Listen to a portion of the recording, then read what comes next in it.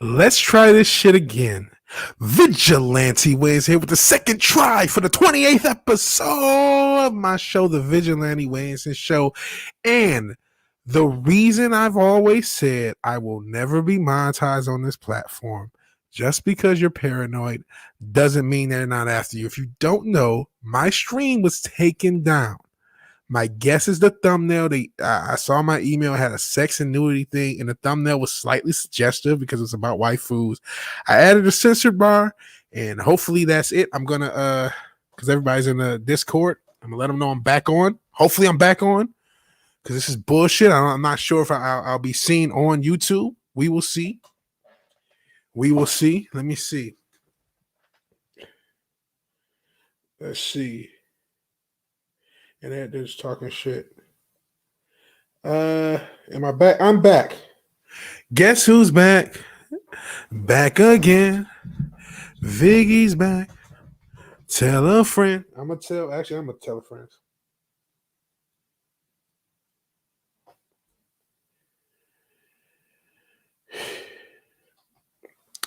Okay. So yeah. And so apparently it's about a cosplayer because I got an email talking about the nudity, and that was it. So that's the only thing I can guess is the thumbnail. So my stream got taken down, completely yeeted, taken down, deleted. It's not on my channel. I appealed. They said it won't count as a strike, but this is bullshit. And I want to show everybody something. I've talked about this, but I got to show you motherfuckers this. So let's share the screen. Is it sharing? Okay. So you guys can see what I was searching. Let's share the screen. So this is DuckDuckGo. This is me using Brave, the browser Brave. Now I'm gonna search myself.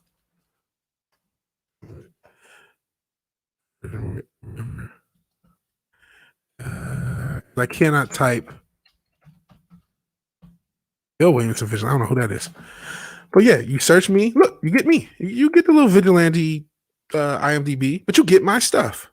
See, I come up. My content comes up. When you look at DuckDuckGo, this is actually one of the first things I had for my original stream. This little background for my good news stream. That's what comes up. When you look on DuckDuckGo on Brave, see my SoundCloud even comes up. My songs come up. I come up. If you Google me, I'm not Google me. If you DuckDuckGo me and you use Brave, but let's use a different browser and see what happens. Let's use Mama Susan's. I'm not calling this bitch Mama Susan. This fucking thought. Fuck you. Fuck you. Let's see what happens when you Google Vigilante Williamson on Google, on Chrome, on in the mainstream.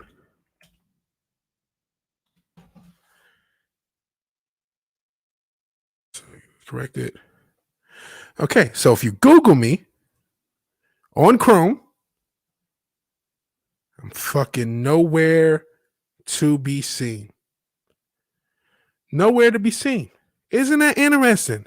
That old Vigilante Williamson, just under 200 subscribers, for whatever reason, is already being fucked with. Why can I be found on DuckDuckGo and not Google? Do you think that's accidental? I don't think I got taken down for a little bit suggestive, cute girl in Chun-Li. That's the email they sent me, and I'll get back into the show itself. But I gotta address this shit because it pisses me off. Let me actually, can I pull it up? I'm just gonna read it. I don't want to pull it up because I'm so good at doxing myself. Hi, Vigilante Williamson. We wanted to let you know that our team reviewed your content and we think it violates our sex and nudity policy. Not naked yoga, and I saw all the shit that you can find on YouTube, but my thumbnail gets me knocked down. We know that you may not have realized it was a violation of our policy, so we're not applying the strike to your channel. Oh, thank you, you grateful demon overlords. However, we've removed the following content. It gives my video name.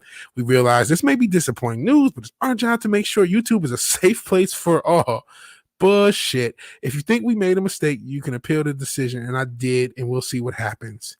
And then they just talk about shit. They talk about the coup and just a bunch of bullshit. Bunch of bullshit after that. But that's the main gist. And so my only guess it was a thumbnail. So I added a little censored so you can't see the little curvature of her goods. We've seen a lot more. I'm going to also just search on YouTube for the shit you can find on YouTube. That'll probably, you know what? If I search on YouTube for the shit you can find on YouTube, they'll knock me down again. So I can't even do that. But search naked yoga. You can find fucking legitimate, straight up and down porn on this fucking site. But I put a little cute cosplayer and I get thumb down. Nah, I don't think it's the cosplayer. I don't think it's a thumbnail. That's the excuse they gave me. Fuck them. See what you got. Fucking YouTube, piece of shit. All this because of a cosplay. I think they already know. I think their algorithm. I thought this last year has improved to prevent liberal hive minds from happening. If you don't remember his channel, he is still around, but his channel within 7 or 8 months already had almost 1 million subs, and they start to fuck with him, and they don't want other motherfuckers getting that type of growth. Hell, Jake D again. Yes, there are literal vaginas on YouTube. How is that okay? But this isn't. Hell, Parrothead. Stay strong, bro. I get the same results with DuckDuckGo on Pale Moon. Huh? Well, maybe it is just DuckDuckGo. Say what? Yeah, Mike and he has girls in skimpy outfits all the time. Bullshit. There were vaginas and naked ladies on YouTube. Easy to find. Yeah, it's bullshit. So I mean, maybe I'm paranoid. Just because you're paranoid doesn't mean they're after you. I think they have an algorithm to get lower channels. It wouldn't. And I think Wes Moody's another guy he's bigger than me, but I think he gets fucked with too. And I just think they have an algorithm so they can flag lower channels. I did a Kyle Rittenhouse video months ago, and it feels like it just hasn't been quite right since. Even with all the growth I've had since, my channel is blown up many times over, and that's in no small part to a lot of people in the chat, like Fenrir, Jake D, Just Another Red Shirt. All you guys have been on streams with me, and of course Parrothead and all the other great people. David Blair is new. Anyone else who shows back up. You guys have helped me grow, and I appreciate it. But I think I'm already on their radar. How did I know that "Don't Be Evil" was BS? Well, they stopped saying that because I guess they're allowed to be evil. So I think I'm already on their radar. I could be being paranoid. Who was it?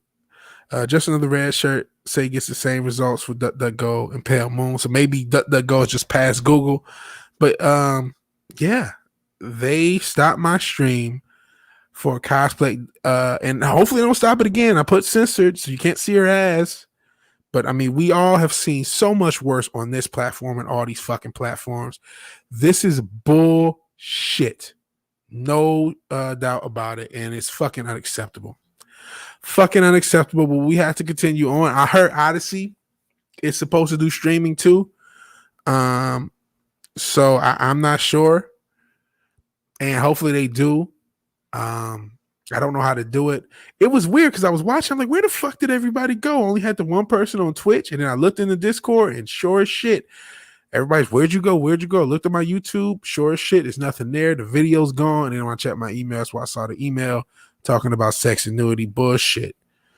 Yeah, JD, you're not paranoid, and they're really after you. Because I don't think anyone could look at that cosplay and say it's the most suggestive thing. It's the search engine, it's the search engine and the browser. No. Well, not the browser, right? As far as Google and DuckDuckGo. Yeah. But I just switched. So yeah, he's gonna live stream. I just don't know how, because I have an Odyssey, and somebody told me there's someone you can email because my account's not big enough to get my account is not large enough because you need 300, I think, subs or 500 subs for them to mirror.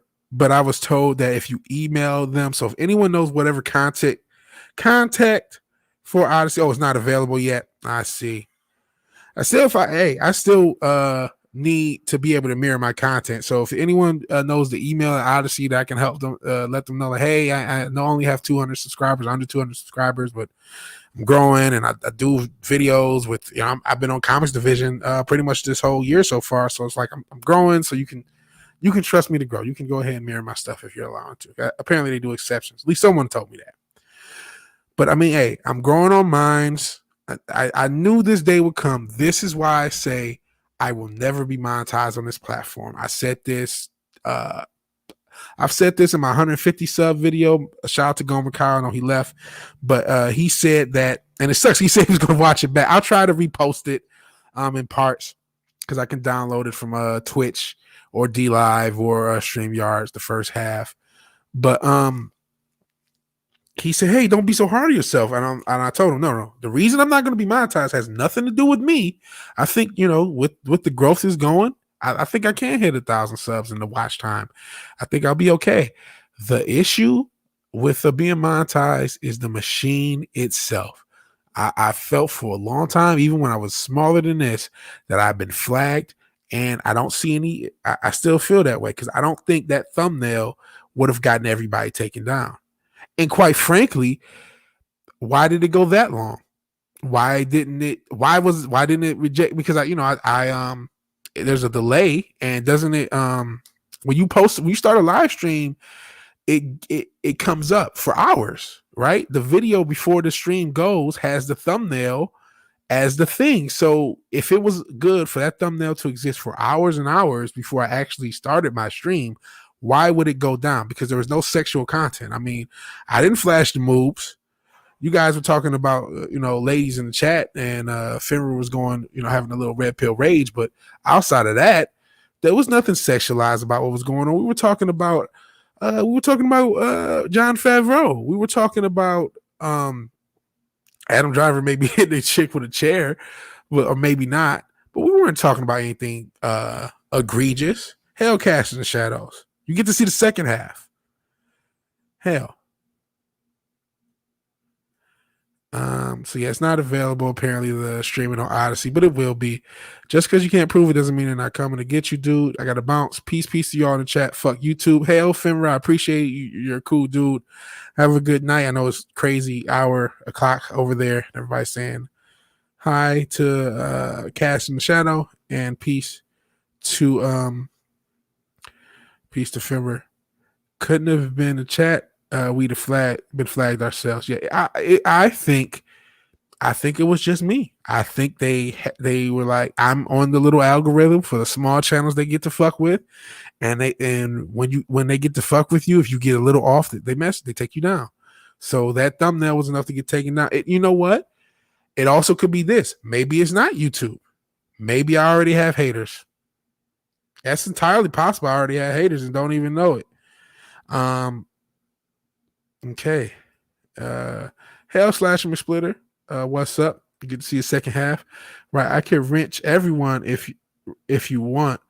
You don't have to. I don't think wrenching is necessary. I mean, if you like, there's a couple guys I would like Finra and Jake D and stuff. I mean, I don't want everyone having that pressure for wrench too, because I know I gave somebody the wrench just because. I'm like, eh. So I mean, if people, you know what, if guys in the chat, if you guys want to be wrench, that's fine. That's up to you. I don't want to put it on nobody. I think it's the Detroit go rap. Listen, man, even though I got respect for the Raptors, good, shout out to the Raptors. They're a cool team. They work hard. So I don't know if everybody wants a wrench. Could have been a false flag. Yeah, I could already have haters. I don't know what it was. Apparently, Slasher, since you're just joining, my stream was going and I got taken down because the thumbnail was too suggestive. And actually, I'm not, you know what? I'm not gonna let these motherfuckers scare me. I'll actually show you the picture real quick.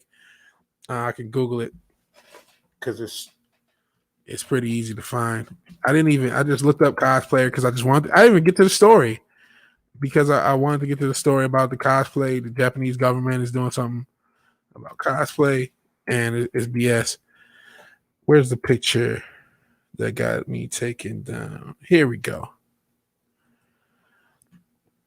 So I had this picture in my thumbnail, uncensored, unfortunately, this one right here, and that was enough to get me taken down. That's all it took.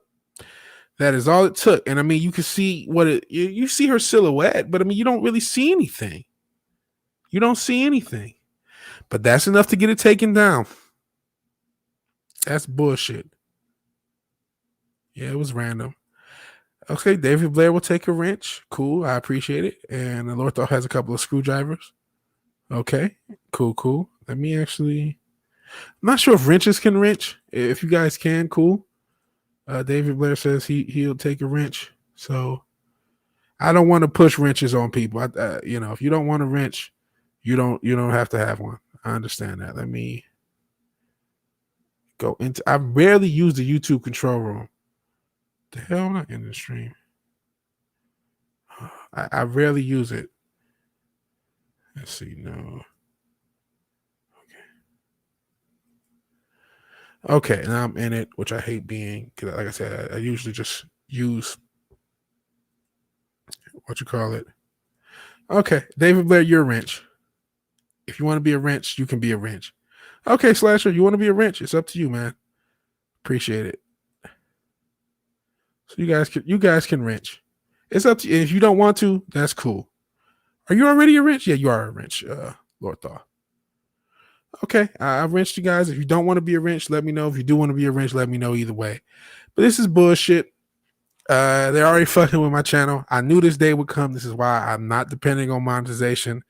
This is why I'm not even fucking with monetization. Actually, let me get out of I'm gonna get out of the studio because that counts as a viewer, and I don't like messing up my view. I like actually having the best count, the most accurate count of my viewers as I can.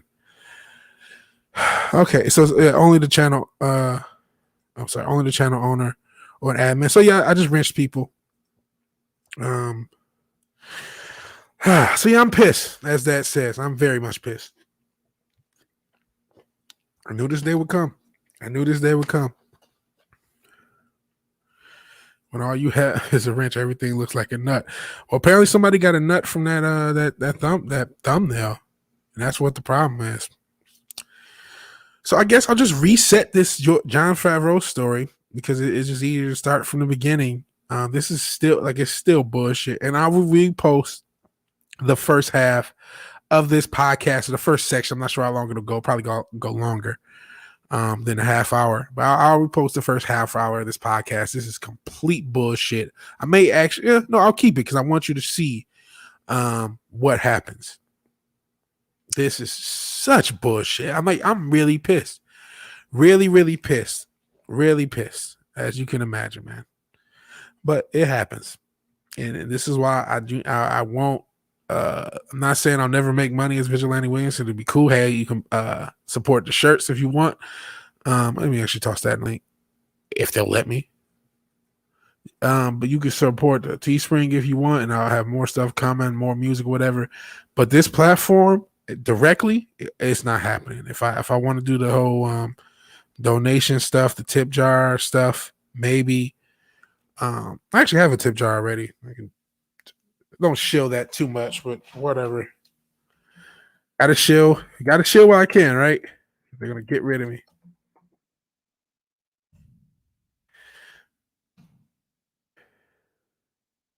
Okay, Lord Thoth, gotta run 6 a.m. comes early and be safe, everyone. No problem, man. No problem, Thoth. Good night, and yeah, Blair. So yeah, this is a pro capitalism channel.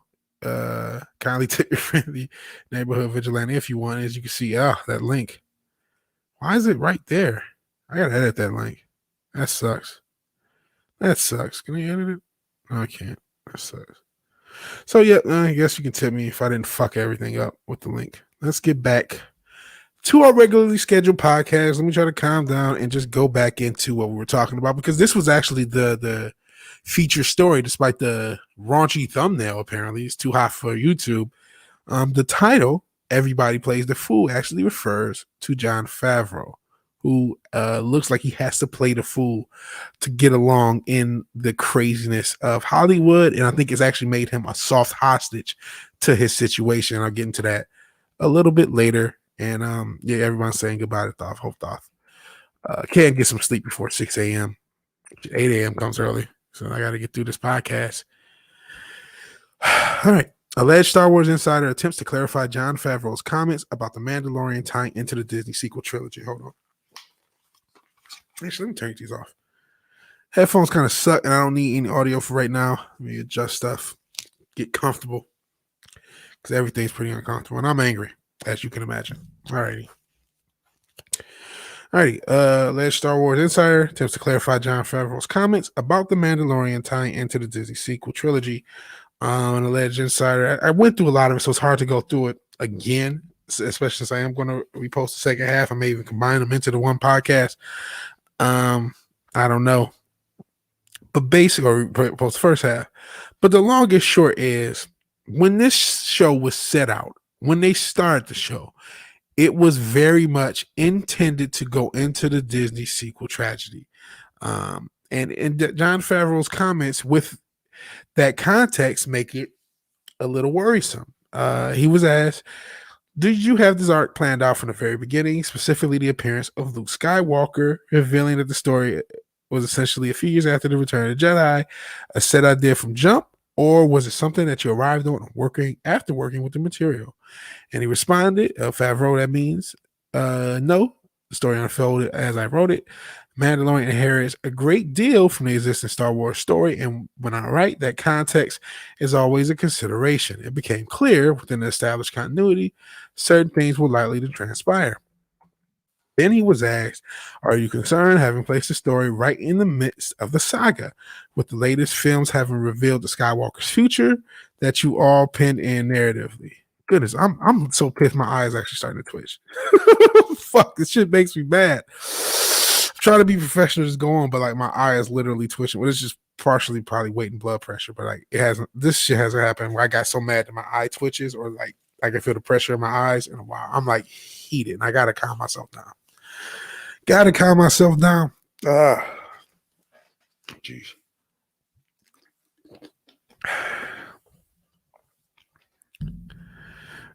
Jake D. Well, we all don't live the Jake D life. Y'all have schedules that kind of just log in from work whenever.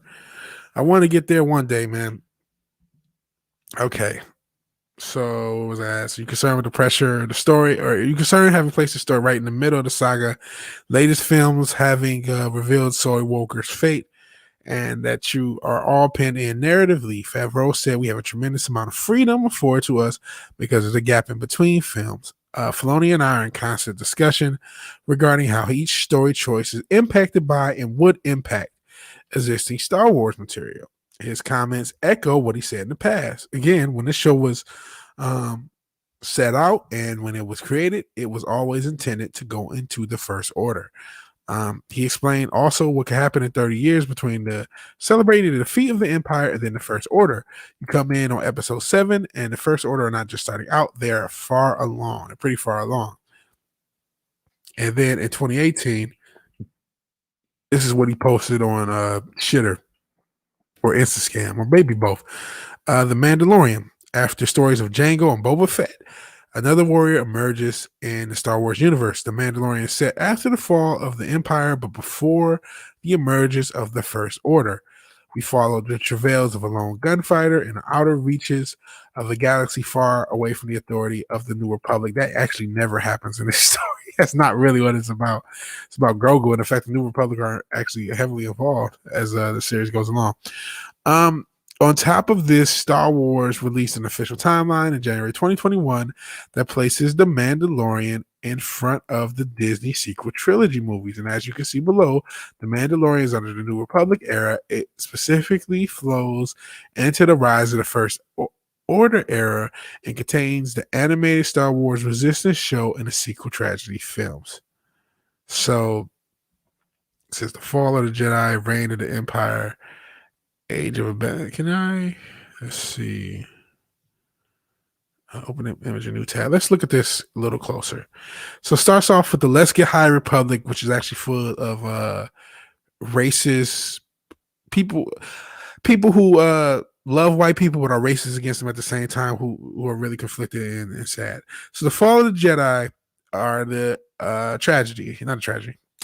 The prequels and the Clone Wars. You have Phantom Menace, Attack of the Clones, and Clone Wars, Revenge of the Sith. And then you have the Bad Batch, which I think is one of the new shows they have out, and the Solo, a Star Wars story, as the reign of the Empire. And that goes into the Age of the Rebellion, which is Rogue One, Rebels, and A New Hope, Empire Strikes Back, Return of the Jedi. So basically Rogue One, Rebels, and the original trilogy. And then the New Republic, we have the Mandalorian, and then the Rise of the First Order, Resistance, and then the Disney tragedy. So that's how Star Wars officially has it according to Disney. So if you are worried about The Mandalorian going into the Disney tragedy, you are not crazy to worry about it. But future ruler of Earth, Doomcock, has sources that are singing a different tune. Alleged Disney insider claims to provide clarity on Favreau's comments. This alleged insider provided the information to YouTuber Doomcock, who recently shared their comments in the video below. Obviously, I'm not going to play Doomcock's video. Go to his channel, give him the view if you haven't checked out the video already, which I have. And actually, I have a comment over there that he commented on, which is cool. The alleged insider states, well, Favreau isn't lying. It all ends with the sequel trilogy, but it doesn't mean the current version of the sequel trilogy, which I don't know if you guys remember, but there was a report of a totally redone sequel trilogy. There was a report of a totally redone sequel trilogy that will be done as a series where you have the first season is the Farce of Weekends, the second season is the Ash Jedi, and the third and final season will be the Fall of Soy Woker, but it will be redone and basically improved upon and eradicated in its current form. So this is the source talking. Look, I understand you gentlemen don't live and work in this town. Favreau has to play the game. For all Kathleen Kennedy's faults, she knows everyone and is a powerful player in Hollywood. Add that to she doesn't particularly care for Favreau and he has to walk a line, the source continued. Which makes sense. Hell, she is still there. So she ain't still there for no reason. They added, the truth of the matter is Kathleen and her people didn't think Luke's return would be as big of a deal as it turned out to be. The fact that it did hit as big as it did scared Kennedy, and she is doing all she can to put a stop to it now before it goes any further. And we can see this. I think a lot of this shit from the High Republic, believe they were trying to steal thunder. They didn't care about. They were when I look back at it with this High Republic and all the chaos with every week, there's a new writer or contributor to it saying something about racism. We had Justina Ireland, we had Christina Ariel, we had another chick that I can't remember her name. She was like one of the goofy Caucasian looking leftists. She was Caucasian, but she just had this look like autistic look. No disrespect to autism. I mean, I may or may not be on the spectrum myself, but she just had a real weird look. And we know Pablo Hidalgo talk shit. We had a lot of people from Disney talking shit. I'm sure I'm leaving out stuff that just happened in the past 6 or 7 weeks since this Luke thing happened. So we know they are, at least from a public relation part, putting a stop to us with all their bullshit. And we know there's people who hate Luke Skywalker. We know well before this, there's dartboards or whatever with Luke Skywalker, or like a cancel sign where his face is. Just making sure you guys are still here. And YouTube doesn't eat me again. Later in the video, Doomcock related another message from the source. All you're going to have is just have faith. There's a plan in place, and the fate of not only Star Wars, but also Marvel is riding on this plan. I can't give you any details on this in a moment. While the pieces are still on the board, we will have to let this play out. But I assure you, I will inform you when the time is right, no matter how good or bad it may be. Doomcock will state in the video, all of the messages I'm getting from my sources seem to point to the fact that they're going to fix this mess. He specifically points to comments about entertaining the fans. In the interview with the Writers Guild of America, Favreau stated, there's something really cool about putting a small sample of what you're doing out there to your core audience and seeing if there's spark to it. Because at the end of the day, it's a conversation with that audience and those fans who you're speaking with, and if you're speaking to it, if you're doing something that they're not feeling, and you're not doing a job right. And he goes in. This is going off Doomcock's video. This is Doomcock speaking now. And that's the principle of without respect, we reject. Jon Favreau reveals his philosophy in that quote. Jon Favreau is one of us. He is taking into account what fans are saying. He is hearing us, and they are planning accordingly. I don't know how you can listen to that quote and not be encouraged that Jon Favreau is at least listening to the fans. And we are saying we want the tragedy erased. We want our Star Wars universe back. And I have faith, at least in this juncture from my sources, of what Favreau has said, that Star Wars is moving in a direction that fans can live with.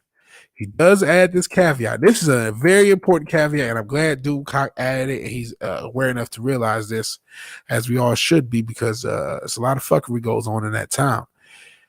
It's always possible that we are all being played, that they are stringing us along, and this is just going to tie into the sequel tragedy. But if that's the case, Star Wars will be dead forever, and fans will abandon them in droves. And I could not agree more. Let's see what you guys think. I guess you guys haven't really been. Shout out to Geek, shout out to Geek Trifology for coining a Disney tragedy for Hayes. Rock on, rock on. But yeah, I've said my actual comment on Doomcock's video was that. Can you see my comment? Let me see if you can see it. How do you? Okay, let's pause. Is my comment gonna show? It probably isn't gonna show because I'm not logged in. I just want to see. You see the vid? I have this vid IQ on this shit, so you can see how many subs everyone has. I can't find my comment because I'm not logged in, and it won't show up at the top. It didn't have that many likes. My point is, my actual point in the comment was that John. If this is true, if this is to be believed, then Jon Favreau has essentially is being held in soft hostage. Hell, Zombie Bait 323 Ooga Booga. Num Num Black Keys, don't know if you are a nuts or you're a troll or you're just a bot or you're just being funny. I'm not sure. Whatever it is, I appreciate you being here. And I'm not sure if you're the only person who's been watching this whole time because my Twitch feed didn't cut. I had to restart it, but whatever. But if this is to be believed, Favreau is being held hostage by the situation. He's stuck between the fans and he's stuck between Hollywood's mores. He's stuck between Kathleen Kennedy and he's stuck between the fact that this did set out to go into the Disney trilogy. Make no mistake. All the reports before this series started was, this is just going to be in between Return of the Jedi and The Farce Awakens and that 30-year gap. And this was just supposed to explain it. And we know throughout the series, I covered it on my channel. I did a review of every episode of the second season. Everything was leading into the First Order. They mentioned Order quite a bit in the season finale that everyone forgets. Everyone forgets that. They're so excited about you, Luke. And they mentioned Order quite a bit. And we know we had that Snoke lookalike clone in this series. So it's not like this First Order thing is not, that's made up. I think a lot of people, it's easy to see that this is probably going into the First Order, which is why I was so upset about his comments. But even looking at this, maybe Favreau's heart is in the right place. Maybe he is just trying to balance everything out. If you read between the lines, it could just be specific word choice trying to be PC. But even if that's the case, he's Jim Gordon. He's the one honest man in Gotham, the one honest cop in Gotham. And maybe Filoni's his bullet, you know what I mean? By, he does some sort of things sort of woke in a way Bullet can be sort of dirty, but he still has a good heart. But still, that's not enough when you have a company that's this determined to lose money and this determined to be spiteful and to destroy his content. So, he has to fight through that. We have the High Republic doing crazy shit. We know they're going to do crazy shit in the comics. Apparently, there's a comic came out last year where Leia had to do everything for Luke. We know they're going to do crazy shit with comics and kids' books and everything else. David Blair, no, Perry has it. I stopped caring about Disney and its subsidiaries a long time ago. And it must be stressful to walk the line in Lucasfilm. Exactly. He's a soft hostage. I suspect a lot of times it's like being shot at and missed. It is. He's being held hostage. Jon Favreau, at first I went mad. Now I was mad at him. Now I'm like, he's being held hostage by this situation. If we see garbage, he's going to get all the blame and be yelled at by the fans. If he does something good, he's going to get all the shit from the execs and from Kathleen Kennedy. And if he tries to usurp her, all the other people, the dweebs in Hollywood will say, oh, I don't know, Favreau doesn't play ball like we're supposed to. So he has all this shit to think about. And P.S., he has to still write this show. If you look at the writer's credit, he was one of the main writers. I do think he cares. I think he's he recognizes that people are trying to destroy Star Wars, and he's trying to keep it alive. But he's one man, and I think the deck may be stacked against him. And I hope he can play the game well enough to get us good Star Wars content, as we see here. Disney still keeps, the Rise of the First Order, part of the timeline. And this is just a piece of the New Republic. Maybe the Ahsoka show, the Veil of the Force, the World Between Worlds, whatever you want to call it. Maybe that does impact this. Maybe that does impact this and the First Order. When it rises, it's a different First Order, and we have a different sequel trilogy. But right now, I am very much worried that is not the case. Okay, this is another story that is got a little people hot and bothered, and I've never read The Sandman. I actually got it from the library once to read it, and it was I thought it was cool. And I read through it, but I didn't wasn't able to finish it, and I probably should take another crack at it. The Sandman creator Neil Gaiman recently opened up as to why Welsh actor Tom Ellis, who played Lucifer, in the morning, I'm gonna chase you out this earth. Okay, older Jay-Z. I don't think anyone remembers. Yeah, but yeah, he portrayed Lucifer in the Fox and Netflix spin-off series based off the same in-universe character, but would not reprise his role as the devilish Lucifer in Netflix's adaptation for the classic Vertigo series. Now, he'll give the explanation. To be fair, it's a legit explanation as far as why you don't have the same actor coming, but it's why is a woman? It is an academic fact that when it comes to multiple adaptations of the same material, recasting happens.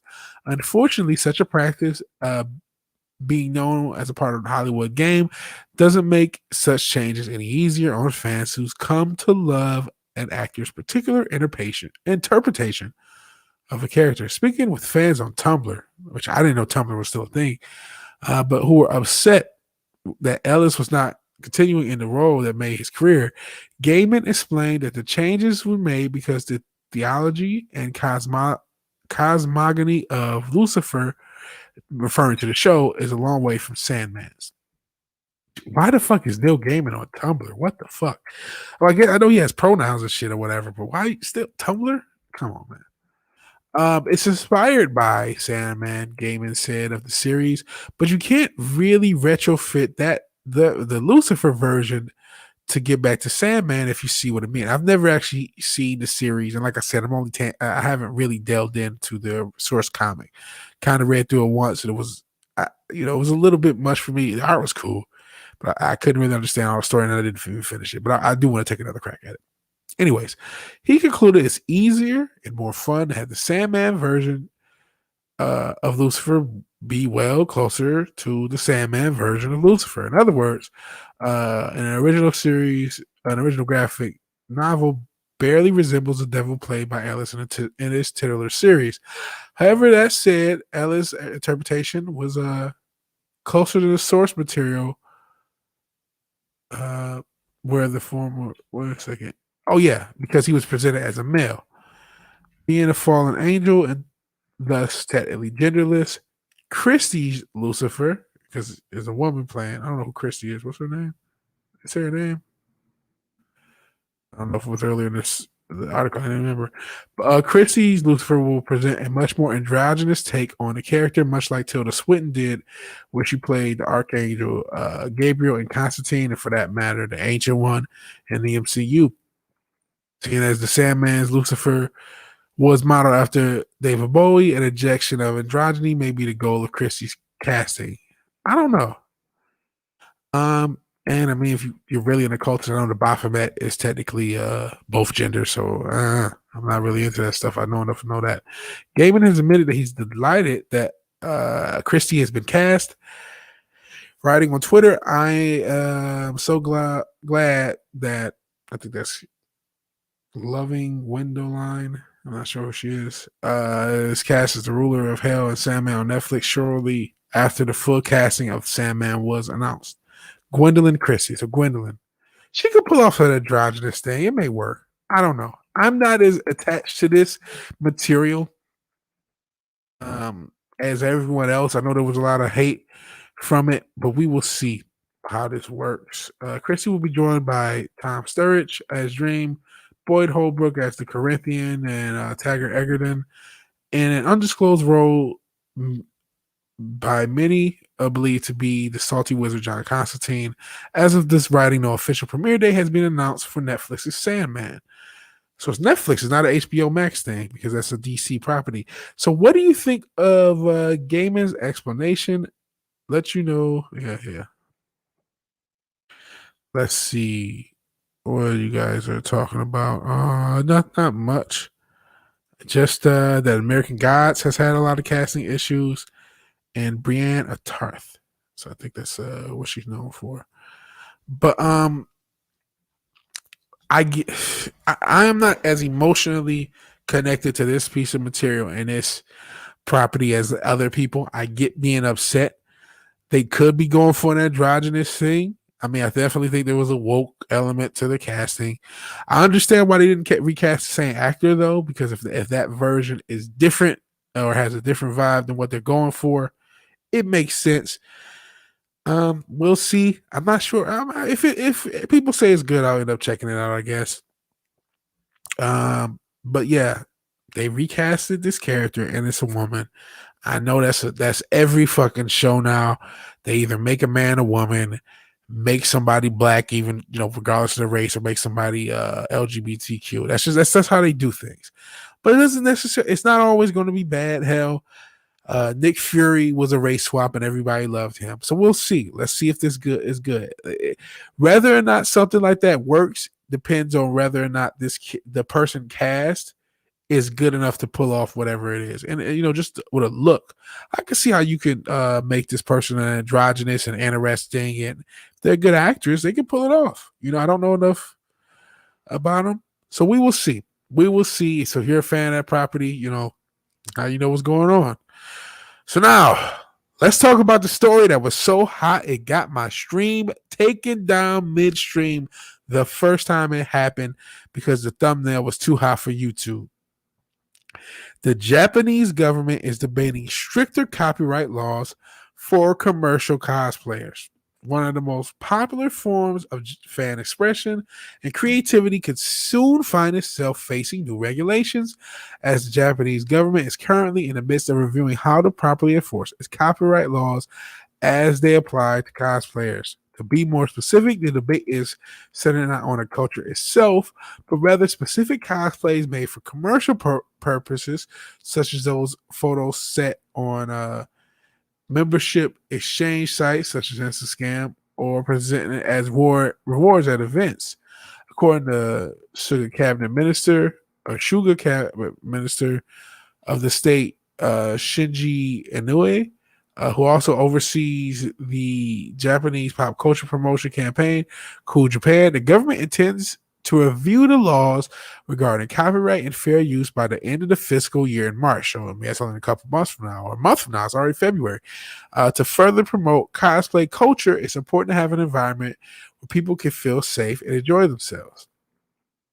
Among those included in the campaign was popular cosplayer Inoko, herself an ambassador for the Cool Japan campaign, who personally met with Inoue to give her insight into the situation. I guess this is her.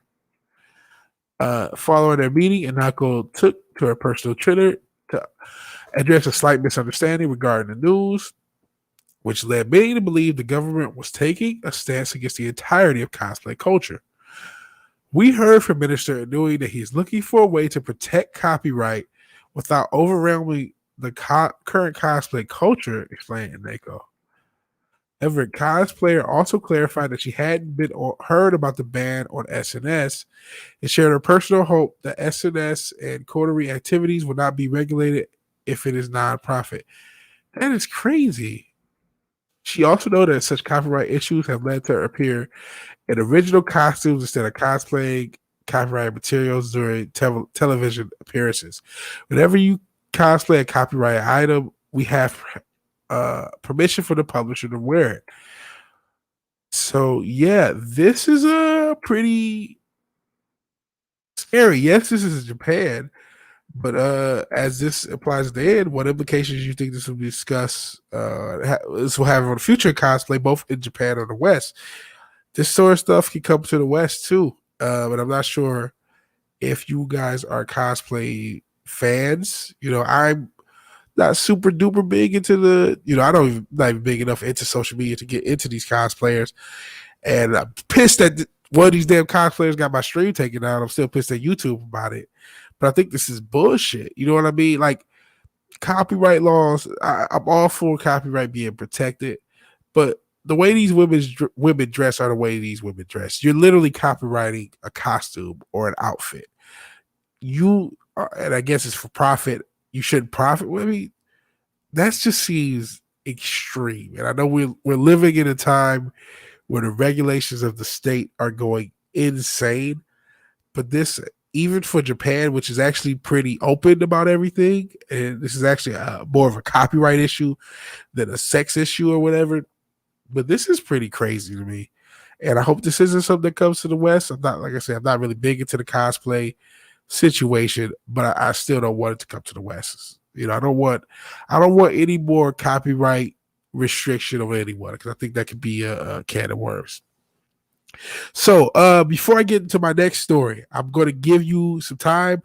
Spoiler alert for WandaVision. Spoiler alert for WandaVision. I repeat, before I get into the next story, it is a spoiler alert for WandaVision. So if you still want to watch I want you to watch. I don't want you to leave, obviously, but I also do not want to spoil WandaVision if you're interested. And when I say spoiler alert, I mean for the future, not for what's happened so far. The future of WandaVision will be spoiled in my next story, because that is the story, the future of it being spoiled by a toy company. So if you are interested in WandaVision, mute for 10 minutes. When you see me talking about Mortal Kombat, because it's the next story after, it's okay to listen. So if you are cool, then cool. So spoiler for WandaVision. I've given enough warnings. All right.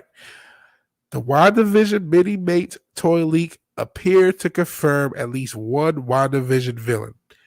And again, before I get into the heavy spoilers, I actually heard the theory that this villain will be involved given how everything has transpired. But it still sucks to get that spoiler alert, because now I'm looking for it.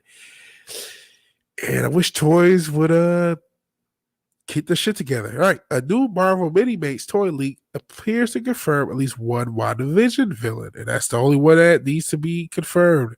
Marvel Mini-Mates are a set of toys from Diamond Select that are 2 inches tall and come in fully interchangeable parts, as well as a clear base to display them. A photo of packaging for WandaVision-themed Mini-Mates show off both the Scarlet Witch and the Marvel villain Mephisto. The image seen below was shared to 4chan by an anonymous user who wrote, WandaVision's villains have been revealed by a Mini-Mates toy package. So that is a spoiler for what's going on in the series. That is a spoiler for why she's so mean. That is a spoiler for everything. And it sucks that this toy package leak got out. Actually, it was a different language. The translation of the tweet reads, spoiler alert, image of a toy WandaVision, which confirms the appearance of the demon Mephisto as a series villain. So if you thought Wanda was just on her own as the series villain, unfortunately, Mephisto will be a part of the series. It is not unfortunate, it's cool, but Mephisto is the one pulling the strings. And it shouldn't come as a surprise to comic book readers. Again, people thought Mephisto would probably show up as a villain in WandaVision. The character has played a prominent role as a villain in Scarlet Witch's history. He's played a prominent role in the Marvel universe in general. Brand new day. So yeah, in Avengers West Coast 51, it is revealed that Wanda's children, Thomas and William, are not what they seem. Agatha Harkness explains to Wanda, when she does not think of her children, they simply cease to exist. Wow. And then this is the panel. You can read this or read. You read this. So, image a new tab. Read the panel. Thomas and William, what do you want of them? To understand them, child, you must understand their precise nature. What nature? They are normal children in every way. Normal. Wanda, with a mutant who is with a mutant. With a mother who is a mutant and a father who is a synthezoid. No, child. No. They are far from normal, and had I not been busy with the matter of my resurrection, I might have sensed as much sooner. But you already know yourself that when you are not thinking about them, they disappear. So I'm not sure that if that's going to happen with the twins. We will see. The two twins will be kidnapped by Master Pandemonium, believing they were pieces of his own soul that Mephisto had taken away from him and broken into 5 parts. The villain even fuses Wanda's children to him and turns them into his arms and own hand. Jesus Christ, that's crazy. The mystery of Wanda's children will be further explained by Agatha Harkness to reveal that the children are actually a creation of Wanda who use her magical talents along with her mutant powers to create them, which again may be what happens. However, Harkness also acknowledges. Spoiler alert for anyone who shows up. Again, spoiler alert for WandaVision. Well, we don't guarantee spoilers and potential spoilers. Harkness also acknowledged that with Wanda's combined powers, she does have the ability to create life, and thus there's still something she does not know about Wanda's children. Mephisto will eventually arrive as Master Pandemonium fought the West Coast Avengers to clear up everything. He revealed that he used Master Pandemonium as his unwitting pawn to search for the fragments of his own soul that had been shattered into 6 pieces as after he was defeated to Franklin Richards. So this basically just goes into that storyline. And maybe this will be involved with our storyline. I don't really want to go too far into it. The main thing is that the toy leak, again, spoilers, confirmed Mephisto will be involved and will more than likely be the one manipulating Wanda. It really hurts to be the series knowing that. It must be so frustrating to write shows and have it get spoiled by toys. Like I remember we talked about the Disney tragedy. Sorry about that. I don't need to have to go up. I just did that because of me. I remember when the Disney tragedy was happening. And one of the things they talked about were the toy companies not being involved. And there was a lot of backlash for that, and rightfully so, because toys are such a big part of the Star Wars universe. But these are the reasons companies do things like that. Like, let's wait to get the toy companies involved so mistakes don't happen like this. Because this is pretty bad. It sucks. If you look at my review, actually, the last episode was my least favorite. But I don't want to see this. Okay, spoilers are done. Spoilers are done for WandaVision. So I'm talking about Mortal Kombat now. So if you mute it, you can unmute, which you can't hear me. But spoiler, let me get your attention if you have me muted. Spoilers are done. I'm done talking about WandaVision. You can listen and enjoy the end of this podcast as we talk about Mortal Kombat actor getting really woke. A Mortal Kombat actor behead Brooks virtue signals with pronouns while attempting to promote the film. Could have just been a Twitter misfire, but it really sucks. Mortal Kombat actor Mehcad Brooks, who plays Jax in the upcoming live-action film, recently took to Twitter to virtue signal with pronouns during a recent promotional blitz for the film. This sucks because I want to see this movie, and I'm trying not to get too pissed about this tweet. But it talks about finish him. Everyone knows to finish him right before you do a fatality in the game Mortal Kombat. Mortal Kombat creator Ed Boon explained the original fatality of the game before back in 2019. Oddly, the ideas for fatalities came from the Disney feature that was in a other popular fighting game. Personally, I love getting my opponent dizzy because it was really fun and a free hit that you knew they couldn't block. However, he wasn't the biggest fan when it happened to him. I hate when someone get me dizzy because I knew there was nothing I could do. I just had to sit there and take my punishment.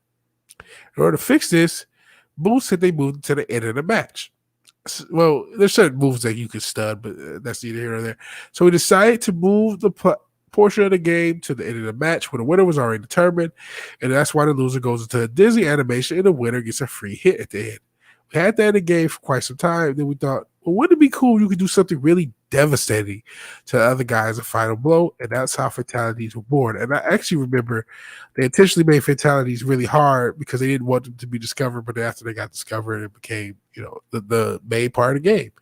And the phrase did evolve to have finisher with defeating female opponents. But It is 2021 and everybody plays the fool, even if they don't mean to.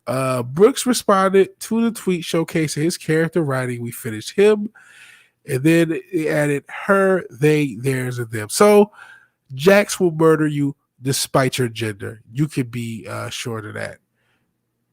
And YouTuber Ninja Knight reacted to Brooks' tweet describing it as pronoun nonsense because it's literally, oh god, like this is stuff else. Steve Harvey as Jax. Fuck. Ninja Knight elaborate. This is something that people want to use as sort of a virtue signal. Oh, I have my pronouns in my bio. I'm better than you. Instead of being able to use your eyes like people used to do, is saying that's a bloke or that's a girl or that's it.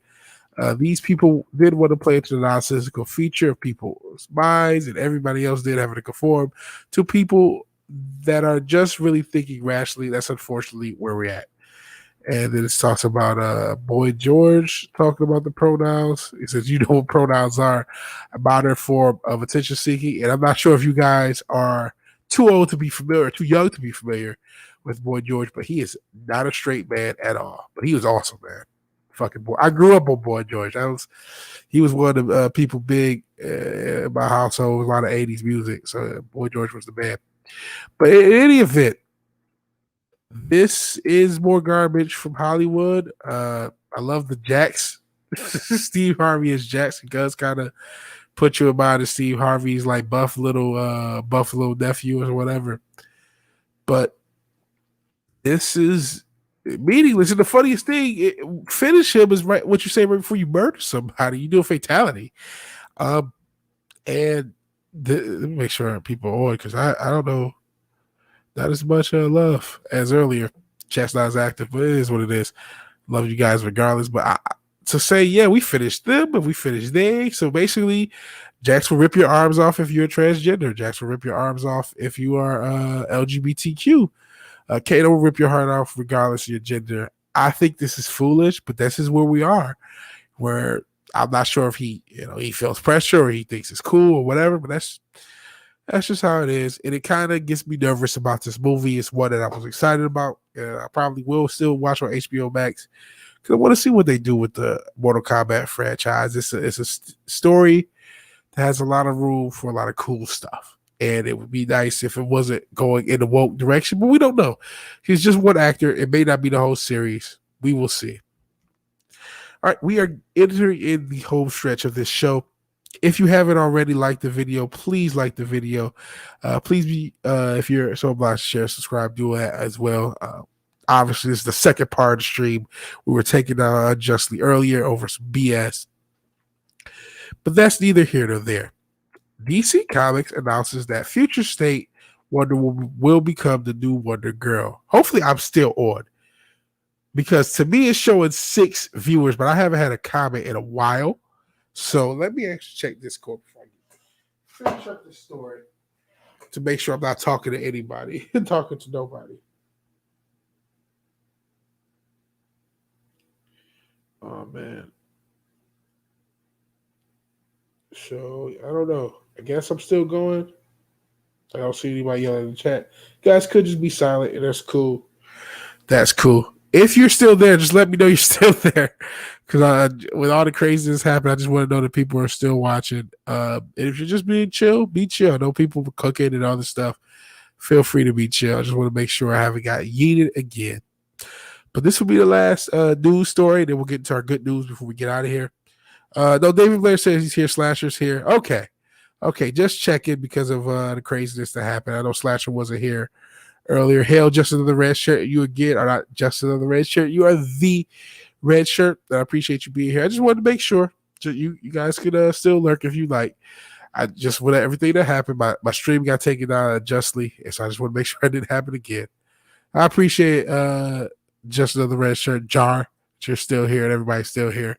So yeah, you guys can feel free to lurk. I just wanted to make sure you guys were still here and I didn't get yeeted again. I appreciate you. I appreciate you guys being here. I hope you're being entertained, being informed. I probably rant about what happened again at the end of the show. Well, right before the end of the show. I like ending on a good note. I like ending with positivity. So right after this story, I'll do one more rant, and then we will end with some positivity. But this isn't really that positive. I knew from the jump that Brazilian lesbian Wonder Woman was going to be a big deal because her show was one of the first ones announced. Her show was announced almost the same time as Future State. She would have a series, and now it's apparently it's going to be a Wonder Girl series. So they've gotten that far with it. DC Comics announced that Yara Flor, the Wonder Woman seen in the Future State Wonder Woman, will become the new Wonder Girl in a new Wonder Girl series. Maybe this is referred to comic series. Maybe this is referred to comics. It is bounding into comics after all. So shout out to bounding into comics. They basically just aped them this whole episode. Aped them, not graped them this whole episode. In the press release, yes, it's the comics. A press release announcing Wonder Girl #1. DC Comics confirmed the character will be introduced to the DC universe proper. Like I said, they are planning a TV show with Yara Flor. They're planning big things with this character. The press release states, be part of the global fandom and get excited for Wonder Girl #1, where DC will officially introduce Yara Flor into the DC universe. So here you go, your Brazilian lesbian Wonder Woman. The series will be written and drawn by Joelle Jones. She will take Yara Flor from her life in Boise, Idaho, to Brazil, where DC Comics promised she would change the world of Wonder Woman forever. Okay, I don't know. This art looks alright, I guess. Actually, it doesn't look that good. I just fucking saw. I was watching a Thinking Critical review. Shout out to them, and they had. Oh, why can't I remember? Was it Brent Booth? I can't remember who the damn artist was, but it was a classic X-Men artist, and that art looked fucking amazing of a newer X-Men comic. And I was like, why can't we just get art like that? I may even bring it up. It looked so good. Uh, and it's like this doesn't look terrible. It looks okay. I mean, it's better than that Captain Marvel shit, but geez, what happened to really beautiful pop off the page art? This is just generic, better than average Cal art stuff. I mean, outside of the character, outside of wokeness. Like when I saw that X-Men art, I was like, why the fuck doesn't everything look like this? Everything. I'll do a little research before I end the show. I want to show that off. Raised off in the far land of Boise, Idaho, Yara has already felt something has been missing from her life, and now she is headed to Brazil to find it. Little does she know, her arrival will set off a series of events that will change the world of Wonder Woman forever. Her return has been prophesized, and with that prophecy comes the undivided attention of the benevolent gods from the pantheons beyond. Danger lurks around every corner, but this is a young hero ready for a journey. Find out in a debut issue that you absolutely cannot miss. Yara will not only show up in Wonder Girl, but she'll also make appearance in Infinite Frontier Zero. This cover looks pretty cool. I thought this cover looks pretty good.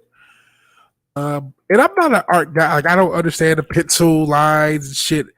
Writer Joshua Williamson, no relation, described the book at Infinite Frontier Zero. It really feels like the beginning of a new era of DC Comics, a time where anything is possible. He added, we're taking the aftermath of Dark Knight's death metal and combining it with the best things we love as storytellers about the DC universe, resulting in bold, fun, anxiety. Let me they're just talking about it. That's pretty much the long and short. If they're pushing this girl really, really hard. This article doesn't really refer to her as a lesbian Brazilian. At least if it did, I skipped over it. But I want to show you guys this X-Men art if I can find it. Let me stop the camera so I can take off the mask and read. Ugh. This has been a long episode with the two parts. Combined, getting closer to 2 hours because I went about 32 minutes in the first stream. Let me see. Who was... Let me see.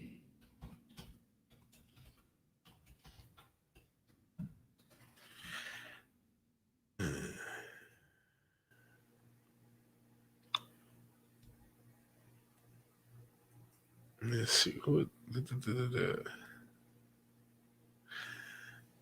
And I want to really find this X-Men comic because it's really cool.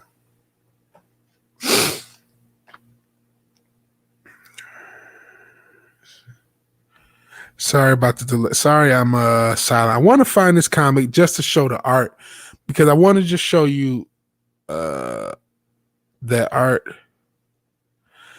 What the hell? Why can't I find it?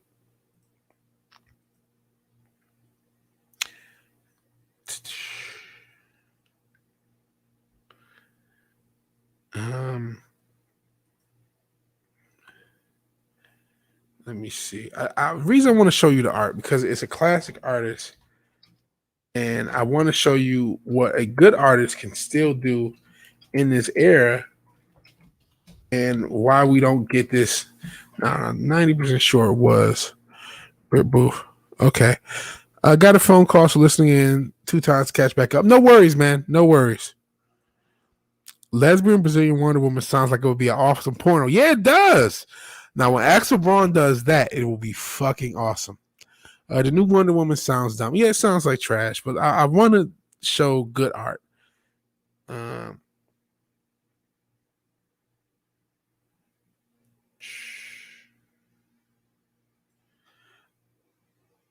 Hold on, I'm trying to.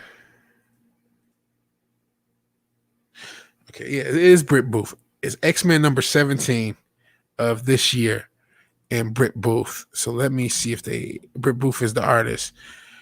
I just want to show images of the art so you can see. Whoa, this is a huge difference in art. And I don't know if the story could suck. The story could absolutely suck, but just if I could find just one thumbnail of this goddamn art, so you can see how superior a classic artist is over one of these new artists. Oh my goodness! All these damn numbers because they do 1,000 numbers. Previews world. You know, maybe I know what I'll do. Let me go back. And so I'm going to go into Thinking Critical's video. Hopefully this is muted and you don't hear anything. And just find a part where you can see this art. Yeah, there we go. And pause. Okay. So we've talked about this goddamn art in all these shows and all these shows, all these comics. Look at this art.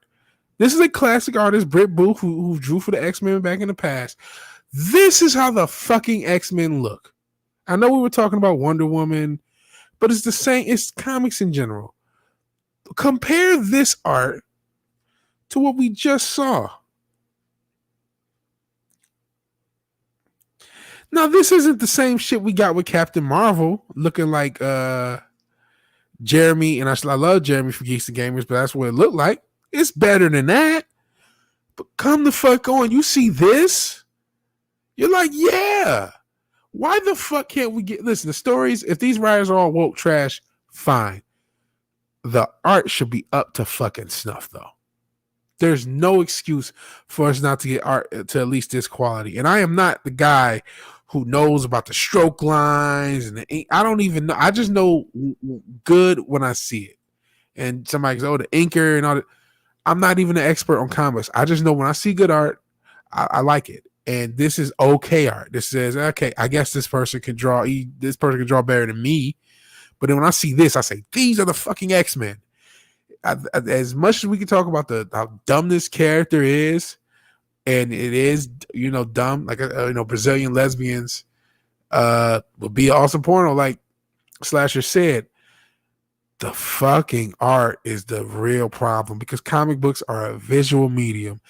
Even if all these comics the past however many years were woke as shit, but we got art to this quality, as much as people hate it, people will still fuck with it. And yeah, David Blair, the art is lame. And yes, that X-Men art looks nice. I was watching this video and I was like, why the fuck don't all comics look like this? It just jumped out of the page. It jumped off the page. I still hate this modern lettering. I always hate the way the modern bubbles look. I like the classic ones. the digitally lettered stuff sucks. I just said I wasn't a comic expert. I'm not.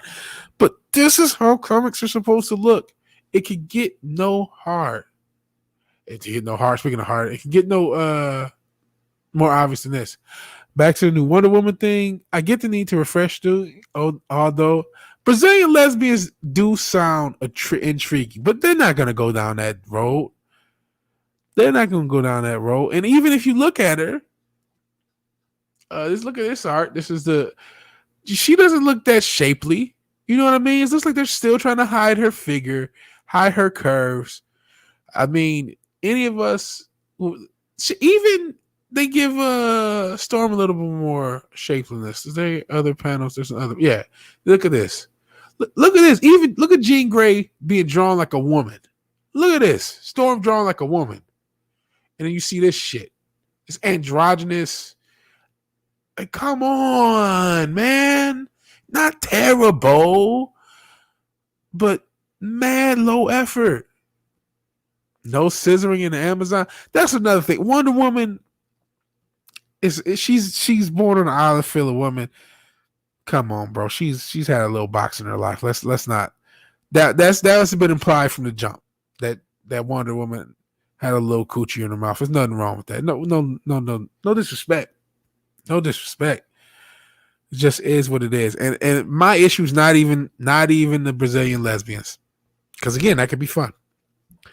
My issue is just the art quality. And this, I'm talking about this. We know this is better drawn art from modern art.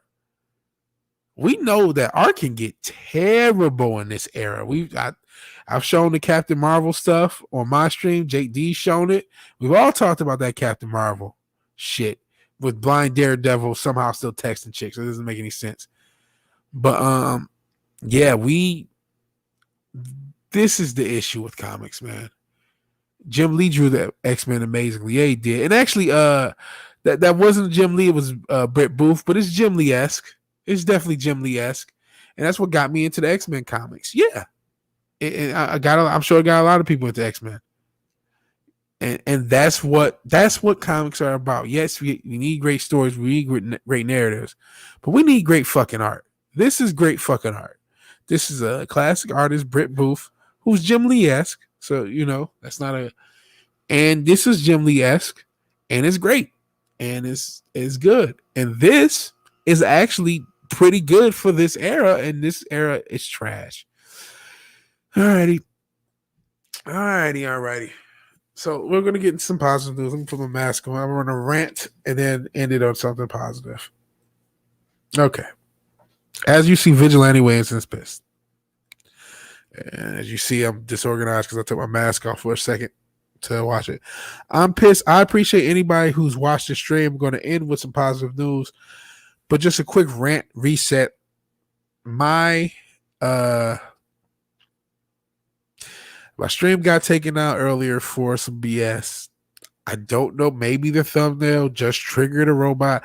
Maybe I already have a hater. I'm not sure. Or maybe they're after me. At any event is BS. So if you really like the channel, please share, subscribe, follow me on Minds, and let me get the damn Minds link up. It's just at Vigilante Williamson. I'm on Twitter too, but Slasher I contact on Twitter. He's Slasher and a few others are really the only reason I still have a Twitter. Okay.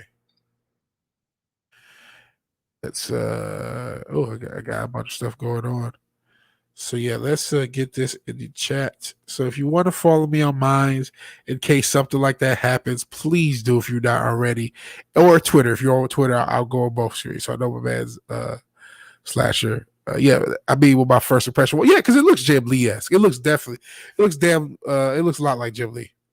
So you weren't wrong to have that. I think they even talked about a video that Brett Booth is very much a Jim Lee or of the Jim Lee family, but he drew for the X-Men in the past. Having a new character represent segments of life is fine, but I'm a little confused when I think that every character must check a box when those boxes are such a tiny percent of the population. That's their thing. There's two things. Like I can attack it from the people who are higher ups. They have malicious, Machiavellian thoughts of why they do this. So try to shape culture a certain way, but the actual ground level useful idiots who end up enacting a lot of this type of woke garbage, it comes from this idea that it comes from this really goes back before the woke era.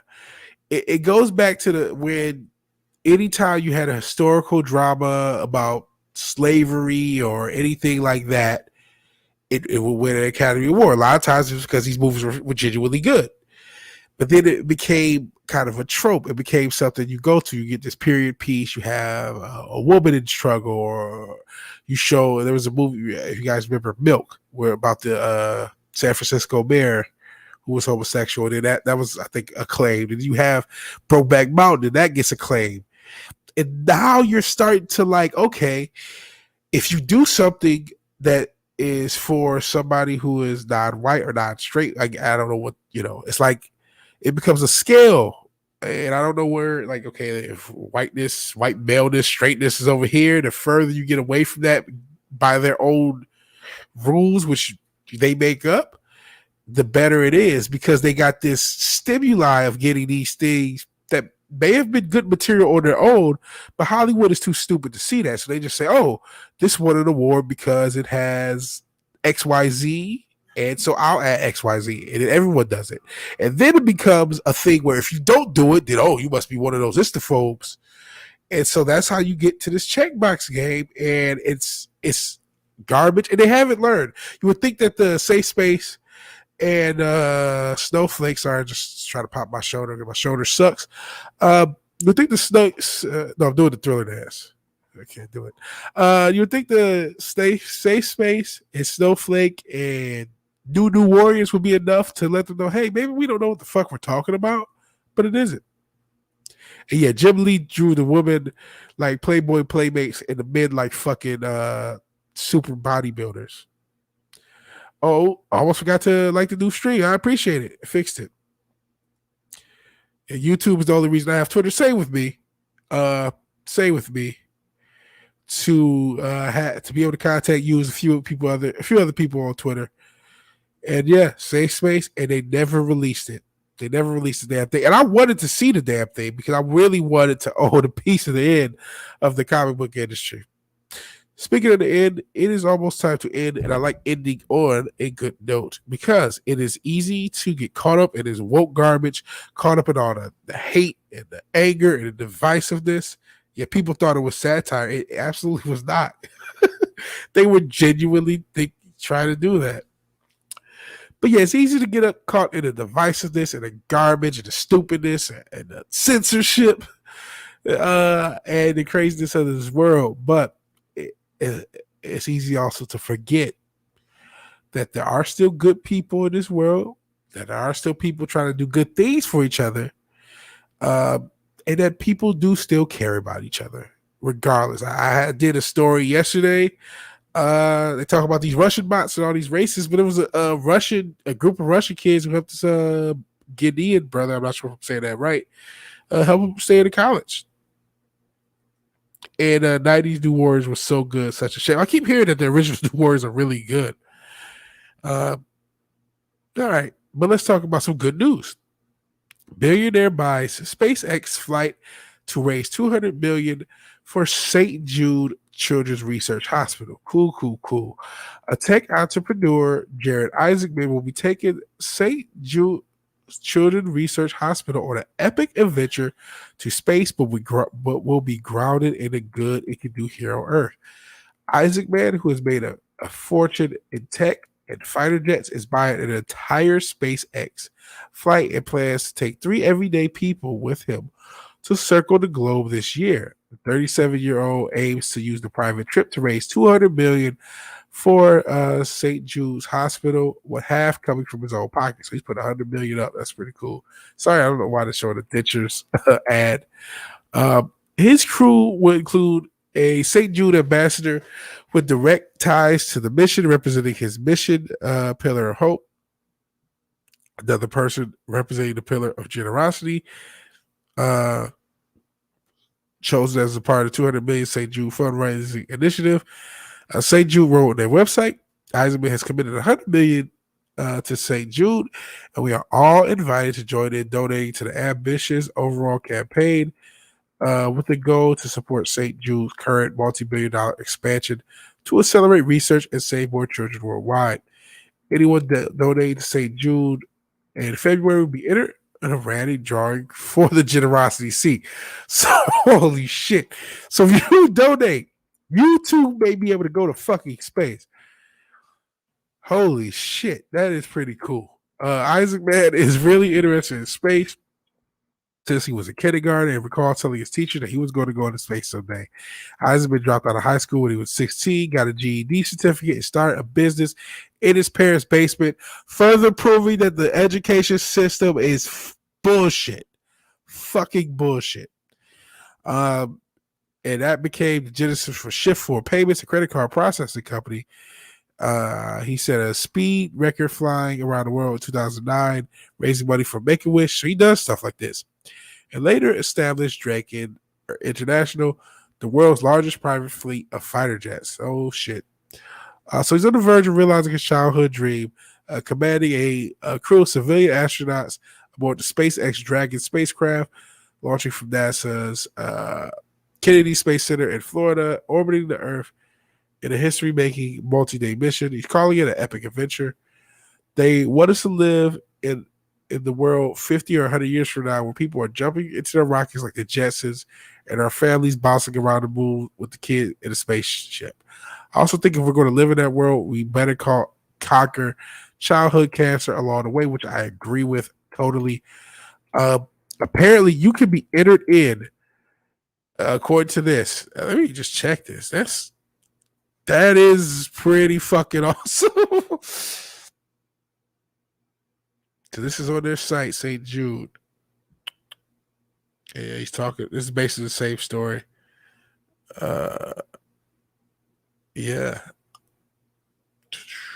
So he's been giving to St. Jude for a while. Looks like I'm just kind of skip through it to see if. Oh, sorry. Hopefully it's not the coof. They shut down my stream. Now they gave me the coof. God damn it. Let me see. I don't really. I'm just kind of skimming through it. But the initial article said, yeah, if you donate, apparently you could win a trip to space potentially. So that is cool. So let's get into the last story. This is just about a DoorDash driver, and I may end up doing a little of this in the future myself. Just as a side hustle. A DoorDash driver pays it forward after a random act of kindness. A DoorDash driver in Kansas has paid it forward to a homeowner after being inspired by the random act of kindness. The homeowner set out a bucket of snacks on her front porch and encouraging words for delivery workers. A little note, because I actually have done a little bit of DoorDash. I actually will put candy in my when I deliver stuff and you put candy in it, you get a tip. So if anyone does the DoorDash thing, put candy with people's food, and they have a tendency to tip you. I work 12 hours a day. Sometimes I don't get a break. DoorDash driver Britton Swari told Kaki, or Kake. It's pretty amazing just walking up and dropping the delivery off and picking up some snacks. He felt the need to continue goodwill and decided to buy a $25 gift card to return to the homeowner. That's pretty cool. No way to describe it, said Swart. Even the smallest thing will actually make people realize there's people out there who care. So that's a very small story, and that's a positive story to end on. Now, I have to see what the fuck is going on with this story right here. This Cookie Monster shit. I've seen this because I go on this site quite a bit, and I do not believe this. I don't believe this story, but I have to cover it because it's fucking Cookie Monster. The inside of a volcanic rock discovered in Brazil, back to Brazil with the lesbians and Wonder Woman, bears a striking resemblance to a Sesame Street's Cookie Monster, because it has to be somebody did this on purpose. There's no way somebody just cracked this. This story is trying to represent to you that somebody just cracked open a fucking rock and it looks like Cookie Monster, just a random rock. And that's bullshit. But I'll read it anyway. The rare agate was found in November by Lucas Fasari in Rio Grande though so Brazil's southernmost state. It was sent to geologist Mike Bowers, who specialized in work formation. Bowers posted a video of the Cookie Monster agate to his Facebook. This is very unusual. There are famous agates, the owl, the sacred face, and they are absolutely rare to find clear and well defined like that. This is fake. So apparently people have offered 10,000. Let's see this shit. I think this is a hoax, but I keep seeing that damn Cookie Monster on the side every time I go to the site and do my new positive news. So I just gotta check this video out real quick. Let's see if this shit's real. I think it's fake. You can tell me in the chat. Let's think of other things that starts with C. Who cares about other things? C is for cookie. Do you think this is naturally? There's no way this is a hoax. I've been on the air long. There's no way this just naturally occurred. There's no way you just, it's just a fucking cookie. That's good enough for me. This had to be. This is crazy. C is for cookie. That's good enough for me. C is for cookie. That's good enough. Sorry, I'm done. I can't. So this story's probably fake, but if you were just looking at the damn Cookie Monster like I was, I wonder what the fuck is going on. This is a fake story. But I ended with something positive, despite this being a very negative stream. Despite this stream being taken down, I will try to re-upload the first 30 minutes of the stream. It was going pretty good. It sucks. I hate YouTube. I'm sick of this shit. I guess the thumbnail was too hot for TV, even though the thumbnail, it does look a little like Yeti's logo. But I mean, it looks like Cookie Monster. I don't think it's real. I think that was set up. You're telling me some volcanic rock just happens to look like a Sesame Street character perfectly? Get the fuck out of there. But yeah, I was pretty pissed off with this stream. Not because of you guys. You guys are awesome, but just the shit that happened. It's a lot of bullshit. So I thank everybody for watching. If you like the video, please like the video. If you're so obliged, share, subscribe, please do so. I'm going to play Dewey, which is the song that hip hop song I made, and plug the merch a little bit if you want, if you're into that sort of thing. Otherwise, I thank you for watching. I appreciate everybody who came back to the stream. I appreciate everybody who was in the chat. I can't remember everyone who was in the first chat, but I see David Blair, Jake D, Slasher McSplitter. No, Fimmer was here for a little bit. Parrothead, just another red shirt. Zombie Bait, who may or may not be a troll on Twitch. Anyone else? I don't know if anyone else showed up in this. Oh yeah, Cast in the Shadow showed up as well. And there were other people in the original stream that I don't think came back. I appreciate each and every one of you. You guys are the best. I love you guys. Good night, everybody. Good night, everybody. Good night, John Boy. So thank you for watching and thank you for your time. Here's a little bit of music and a little bit of merch plugging with the link here. So peace out, everybody. Vigilante Williamson here with Jay Marvelous on the track, man. You living up to your namesake. This beat is marvelous, man. Wowzers. Coming live from the apocalypse before the cataclysm, cycling through this bondage's coping mechanisms.